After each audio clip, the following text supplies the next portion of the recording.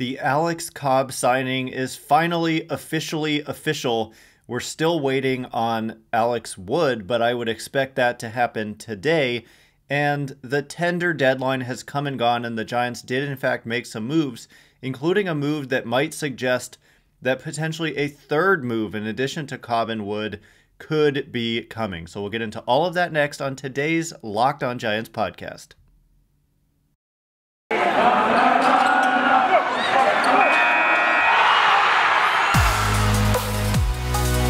You are Locked On Giants, your daily San Francisco Giants podcast. Part of the Locked On Podcast Network, your team every day.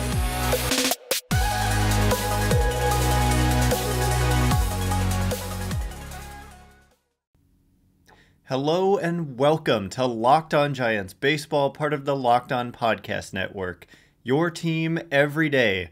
My name is Ben Kaspick, and on this show we provide daily episodes Monday through Friday talking about the San Francisco Giants in a way that's data-driven and rational, but also simple, passionate, and accessible to all. I'm a former contributor for the baseball statistics and analysis websites Beyond the Box Score and Rotographs. I've been podcasting about the Giants since 2015, and I'm a lifelong fan.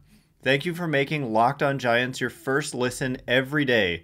We are free and available on all platforms, now including YouTube, so check us out there. And coming up on today's show, finally, Alex Cobb's deal with the Giants is official. We've been hearing that they were finalizing a deal with him and Alex Wood for about a week or a little bit more than that. And I don't know about you, but I'm a little bit impatient, and I just want these things to get done, especially with a lockout coming tonight, almost certainly. So the Cobb deal gets done. We're still waiting on Alex Wood. We did have Alex Pavlovich reporting at 2 or 3 days ago, I think it was on Monday, Monday morning, that Wood was taking his physical that day. So it is unusual that we still don't have any kind of final agreement announced by the team. But we'll get into that a little bit more in a minute. I want to focus on the fact that the Giants have officially signed Alex Cobb, and the terms of the deal are that it's a 2-year deal with a club option for a third season. So he's signed for $9 million in 2022, $9 million in 2023, and there's a $10 million club option for 2024 with a $2 million buyout.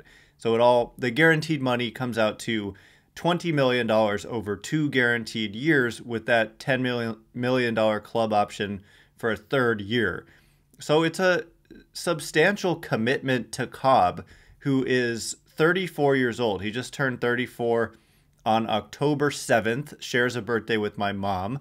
So that's a good sign right there, I would say. And yeah, so let's talk about him for a second.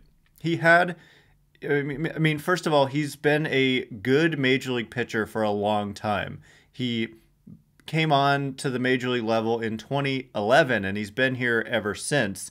He has dealt with a large number of injuries in his career. He's made 174 starts, and he's never pitched out of the bullpen. So he's just a pure starter. His career ERA is 3.87, and just solid numbers across the board. He's always been a good pitcher. He's always been a good ground ball pitcher. Career ground ball rate, 53%. Last year, 53%. So that's just what he does. He's a ground ball guy.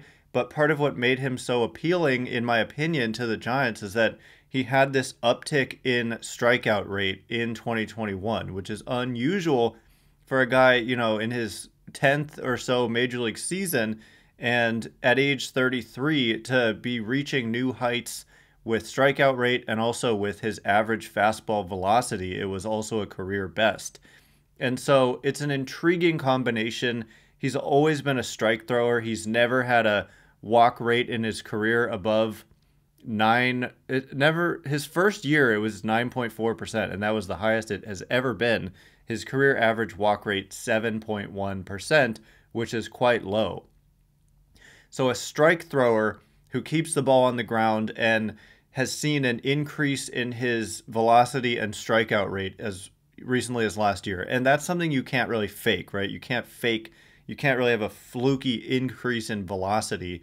And also strikeout rate. You don't really fake that. It's one of the things a pitcher has the most control over. So, yeah, it's not like, oh, it was just a fluke. I don't believe that.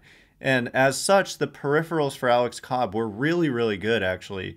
He had a 2.92 fielding independent pitching, which is borderline elite, and a 3.38 expected fielding independent pitching, also borderline elite. So he's really intriguing, and he's going to be a back-end guy for the Giants, but the potential is there for him to be a good, very good, above, and when I say above average, I mean well above average for a back-end guy, if that makes any sense. Now, I have to say, their rotation, to me, still is missing someone near the top of it. I think they've got a front-end guy in Webb. They've got 3 mid to back-end guys in DeSclafani, Cobb, and presumably Wood. We're still waiting on that confirmation for Alex Wood, but I do assume that will get done, hopefully by today, given that we've got this lockout potentially coming tonight. But anyway, let me just briefly talk about the Steamer projection for Alex Cobb. Steamer is just the name of a projection system that is featured on Fangraphs. They had him, first of all, they'll project you at a neutral site if you are a free agent. But once you sign with a new team, the projections adjust for the home ballpark you're going to be playing in most of the time.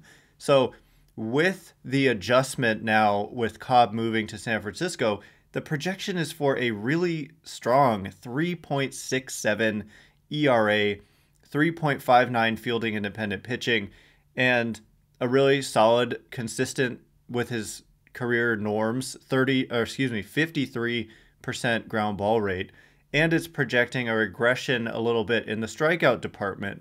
So basically projecting him to be really, really solid, even if there's some regression in the strikeout rate. And of course, one of the big questions is just going to be health. Even in 2021, Cobb dealt with injury issues. He had a blister issue and he had wrist soreness. So nothing too serious, but he only did throw 93 1/3 innings. But if he can give the Giants 93 1/3 innings at those numbers that I just said, that alone is probably worth the cost that they're paying for him. And the potential is there to massively outperform. Maybe not massively, but he could be very good if he stays on the field. So it's a back-end guy. There's no doubt about it. They're not signing him to be their, Kevin Gausman replacement. I don't think they think of it in those terms. But and I shouldn't really even be thinking of it in these terms, but imagine he's replacing Johnny Cueto. It's a clear upgrade there. But yes, you've lost Kevin Gausman, so I'm not saying all is done, but it's a good start, and I think Alex Wood would just be another strong signing in a similar vein. Guy with injury risk, but when he's on the field, he's good. That's pretty much exactly what I said about Wood going into 2021, and we saw that transpire. He was good when he was on the field, and he had a healthy season for the most part and was quite good for the Giants. So coming up next, I do want to get into the tender deadline. The Giants made some decisions. They signed some players to one-year deals. So we'll talk about what it all means and how they are going to proceed from here next. It's the holiday season. Grab the protein bar that tastes like a candy bar, or even better than a candy bar, Built Bar. Filled with so much holiday goodness, rich with decadent flavor covered in chocolate, but amazingly low in calories, sugar, net carbs, and fat. And that is so important to me. Otherwise, I wouldn't be eating it. But it's high in protein as well. You get the best of both worlds, delicious and healthy. Built Bar has so many flavors, you'll have a hard time choosing. That is a fact. Will you have raspberry or mint brownie, cherry or double chocolate, cookies and cream or peanut butter brownie? Go to BuiltBar.com and use promo code LOCKED15 and you can get 15% off your next order. Use promo code LOCKED15 for 15% off at BuiltBar.com. Okay, as promised, we are going to talk about the tender deadline. There was a lot of activity around the league, as we expected, including with the San Francisco Giants.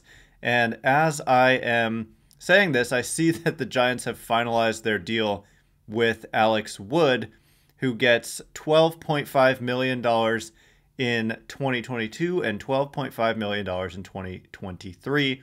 There are performance bonuses where he can earn up to $2.5 million per season. So the potential is there for $30 million over the 2 seasons, but it looks like $25 million guaranteed. So we can get into those details a little bit more later, but that's just about what we expected. We heard from Jeff Passan of ESPN over a week ago, like I've been saying, that it was a 2-year deal worth more than $10 million per season. So $12.5 million per season guaranteed is just about what we expected. So, yeah, I mean, I can talk about that now, but I do want to talk about the tender deadline stuff. But let's push that back for a minute. We're doing live on the air adjustments here, and let's talk about Alex Wood and what to expect from him. We all obviously saw Alex Wood and what he can be in 2021, and I would expect hopefully more of the same. A lot of it is going to be about health for Alex Wood, just like with Alex Cobb, but when he's on the field, he's quite good. We got an above-average strikeout rate from Alex Wood. We had an above-average ground ball rate. In fact, let's talk about this thing I kind of pulled up yesterday on Twitter, put it out on Twitter, but it was just really interesting to me. I noticed that Logan Webb, Alex Wood, and Alex Cobb, who are now all officially in the Giants rotation, they all had ground ball rates north of 50%, and the league average is around 42%.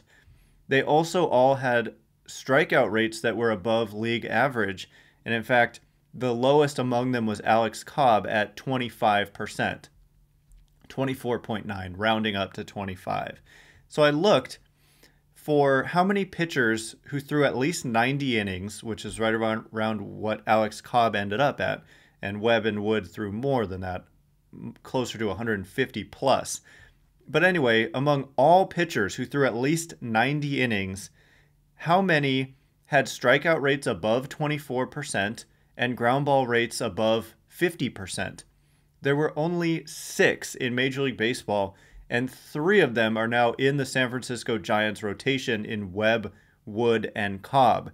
The other 3 were Lance McCullers Jr., very good pitcher for the Houston Astros, Ranger Suarez, who had a breakout season with the Phillies, and Sandy Alcantara, who's a really great pitcher with the Miami Marlins, who just signed a big extension.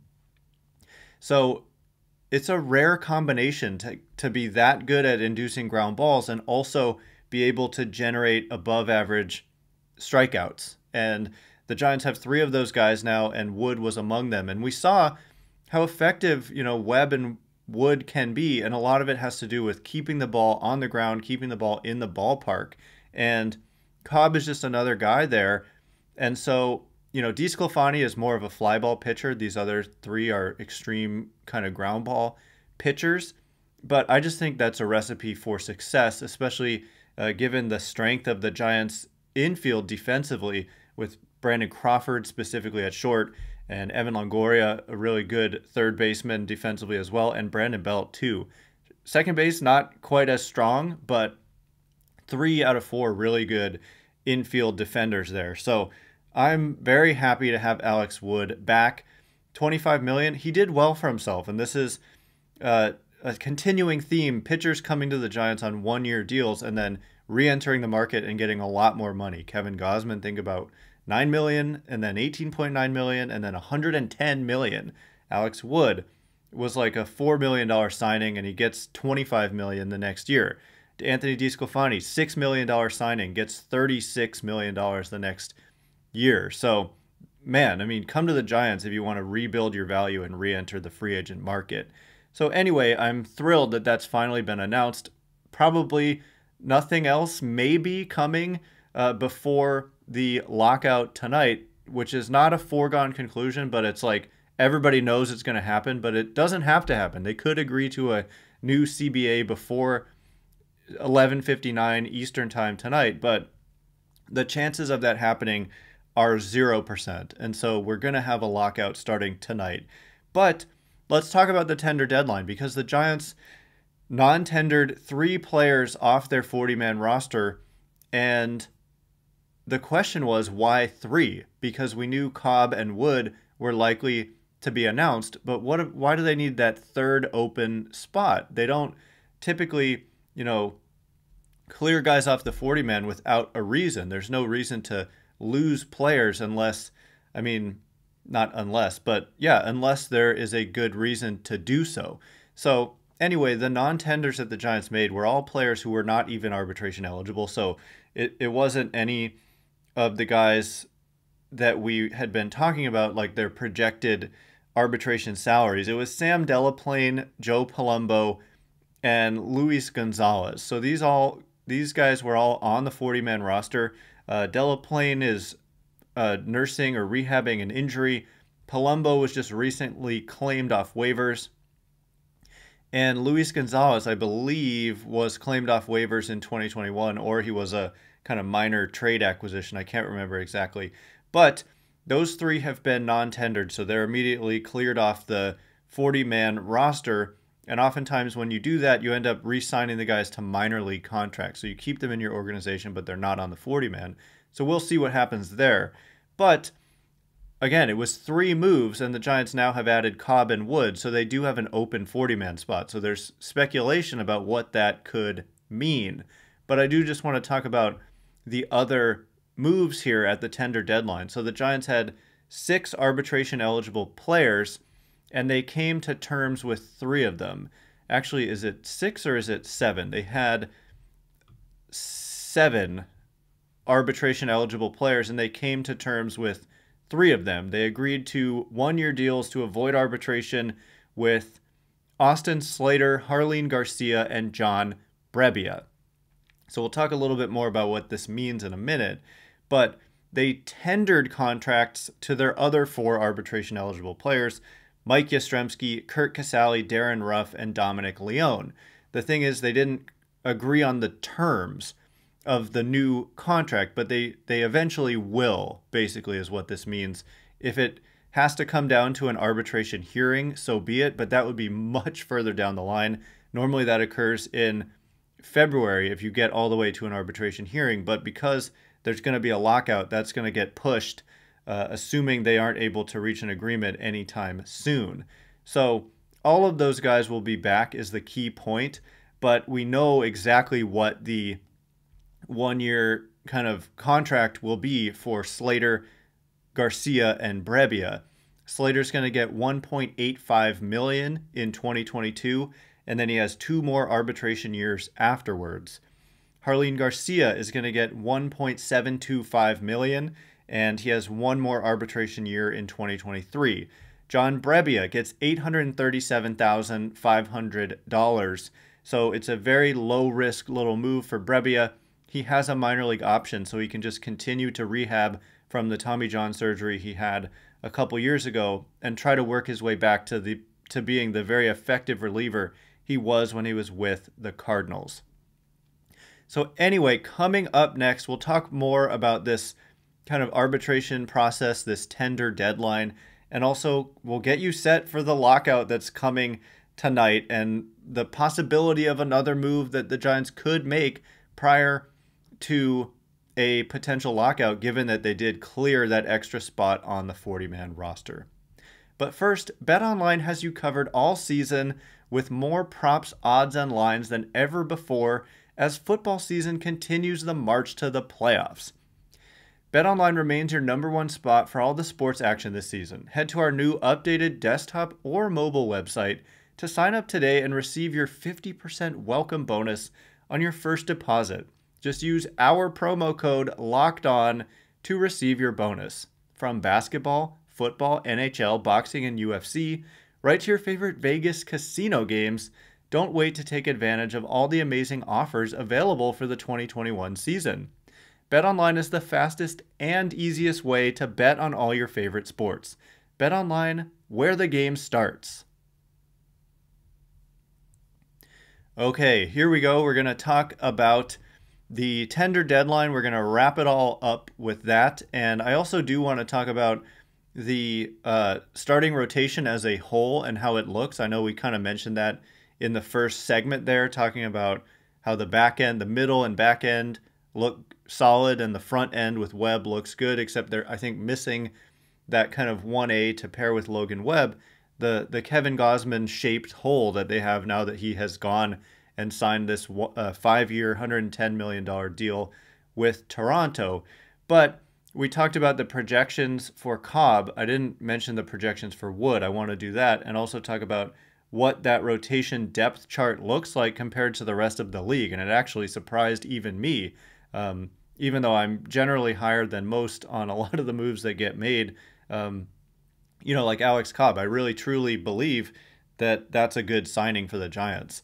But anyway, let's wrap up the tender deadline stuff. So the key point, like I said, we know the contracts for Brebbia, Garcia, and Slater. Casali, Leone, Ruff, and Yastrzemski are going to be the names to watch once, who knows when the new deadlines will be for this whole arbitration process. But basically what happened was the Giants said to Yastrzemski, Ruff, Leone, and Casali, we are giving you a contract for 2022. We just haven't agreed on what the terms will be. But they ultimately will agree, whether it's a decision they come to mutually or whether an independent panel of arbitrators decides for them what the salaries will be. So there's a deadline that's usually, I think, in January, where the players have to submit a figure and the team has to submit a figure. And once that is filed, the Giants have a policy that they are going to an arbitration hearing. And in the arbitration hearing, they will decide which of those two figures will be the salary for that player. But it doesn't have to get to a hearing. You could agree to settle prior to that kind of deadline. So we know Yaz, Ruff, Leone, and Casali will be back. We just don't know the cost. So it's really not that significant. We know Yaz will likely cost about $3 million, Ruff about $2.5 million, Leone about $1.5 million, and Casali about $2 million. So all of these are very reasonable salaries. So anyway, they cleared that third spot, and so I'm going to be refreshing Twitter all day long, seeing if the Giants have something else up their sleeve prior to this lockout. Tomorrow we'll talk about the lockout and kind of get you set for the rest of the offseason with the lockout and what is going to be the plan for our show and what to expect from these two sides as they bicker about the future of the sport. But for now, I want to look at that starting rotation and how it compares to the rest of the league. I was a little bit surprised to see that based on those steamer projections I mentioned earlier and having Wood and Cobb added into that rotation, the Giants actually presently project as the number 9 rotation in all of Major League Baseball. Logan Webb projected to be a front of the rotation starter, a 3.38 ERA in 191 innings. That's the thing about this, is it's projecting innings kind of randomly. I don't know what exactly the projection system uses to predict the innings, but we've got Webb throwing almost 200, DeSclafani at 175, Wood at 164, and Cobb at 151. Wood threw 138 last year, and Cobb, like I said, threw 93. But yeah, so I would take the under on some of these numbers.